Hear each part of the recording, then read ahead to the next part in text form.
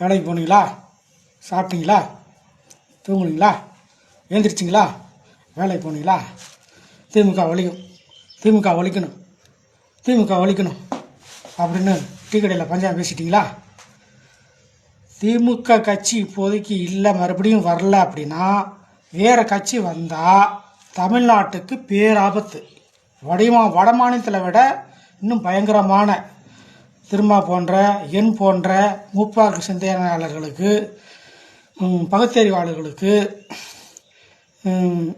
சாதி மறுப்பாளர்களுக்கு எல்லாத்துக்கும் ஆபத்து, பயங்கரமான ஆபத்து இருக்குது. பொது மக்களுக்கும் ஆபத்து இருக்குது.